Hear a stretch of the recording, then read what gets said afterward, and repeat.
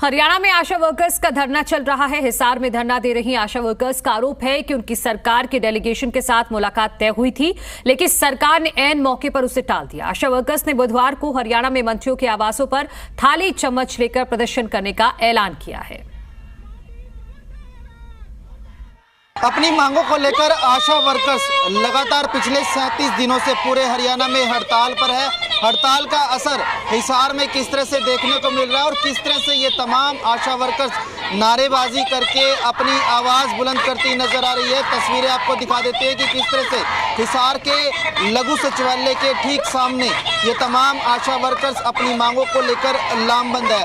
हालांकि परिस्थितियों की बात कर ली जाए तो बताया ये जा रहा है कि कल इनको बातचीत का न्योता भी मिला था, लेकिन वो बातचीत जो है वो स्थगित हो गई है। अब इन आशा वर्कर्स का क्या कुछ रुख रहने वाला है, तमाम पहलू और बातचीत कर लेते हैं। ये बताइए मैम, बातचीत होनी थी सरकार के साथ, क्या निमंत्रण मिला था?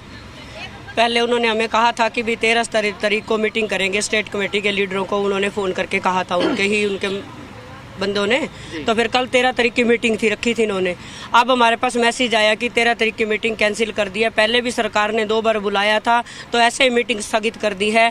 इसके लिए हम उनका घोर निंदा करते हैं, क्योंकि वही बात है, अगर बुला के किसी को और फिर वो कहो कि हम नहीं बुला रहे तो ये अच्छी बात नहीं है। ये सरकार चाहती है कि भाई हम इनकी बात ना सुने। बात तो इनको सुननी पड़ेगी, क्योंकि वही बात है, हमने आज 37 दिन हो गया हमें बैठे हुए, तो आज इन्होंने ये फैसला ले लिया। फैसला इनको लेना पड़ेगा, इसलिए हमें ये रोष प्रदर्शन करा है। हमें गुस्सा है इनके ऊपर।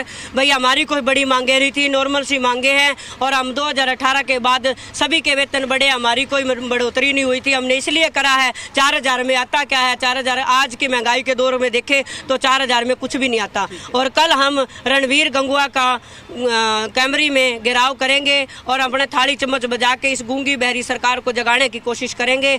जब तक हमें सरकार नहीं बुलाती हमारे डेलीगेशन को, तब तक हम वहीं बैठे रहेंगे। आप बताइए जी, लगता है सरकार मानेगी? क्योंकि जिस तरह से ये बता रहे हैं कि 2-3 बार पहले भी बातचीत के लिए बुलाया और एकदम स्थगित कर देती है। हमें लग नहीं रहा, ये सरकार बिल्कुल निकम्मी सरकार है। ये पैरालाइसिस होगी है सरकार, पैरालाइसिस हुई है। आप समझो, जो बोल नहीं सकती, गूंगी बहरी सरकार है वो। क्या हमें लगता है सुने, लेकिन सुनती नहीं है ना। पैरालाइसिस होने का हमारे पास इलाज है। हम स्वास्थ्य विभाग में काम करते हैं और इनका इलाज हम करेंगे और इनको सुनना पड़ेगा।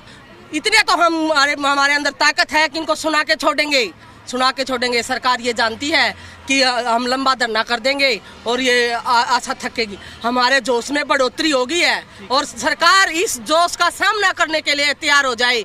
ये जो मंत्री चमचे बनाकर बिठा रखे नहीं, वो चमचा कटोरे को खाली कर देते हैं। मोदी की कुर्सी खतरे में है। आज मोदी साहब को मीडिया के माध्यम से हम ये संदेश देना चाहते हैं और समझ जाएं, समय है अभी आपके पास, टाइम है, टाइम से समझ जाएं। चलिए ठीक है। ये बताइए जी, अभी जिस तरह से आप हड़ताल पर बैठे हैं, 38वां दिन है, तो पीछे से कामकाज कैसे चल रहे हैं? कोई इन्होंने अल्टरनेट प्रबंध कर रखा है या अभी भी कामकाज ठप है? इनका काम कुछ नहीं चल रहा है। ये दे रहे हैं दिलासा, लोगों को दिलासा दे रहे हैं। जो एनसी है, डिलीवरी है, जो बच्चा का टीकाकरण, वो सभी रुका पड़ा है। और मोदी जी और खट्टर सरकार ये कह रही काम चल रहा है। काम हमें पता है गाँव में कैसे काम चल रहा है। जो झूठी रिपोर्टें हैं वो जा रही है, इनको दे रहे हैं। एनएम के पास इन्होंने हमारे से पहले ही 2-2 महीने की रिपोर्ट ले रखी। अब 2 महीने की तो रिपोर्ट ले ली, आगे क्या लेंगे? हम तो 3 महीने 6 महीने, अगर सरकार हमारी नहीं सुनती तो हम इस दरी से नहीं उठने वाले हैं। सरकार को ये बात बताने चाहते हैं कि हमारे डेलीगेशन को नहीं बुलाती है तो हम यहाँ से दरी पर से नहीं उठेंगे। रणवीर गंगुआ को भी ये मुख्यमंत्री के विधायक बने हुए हैं और ये हमें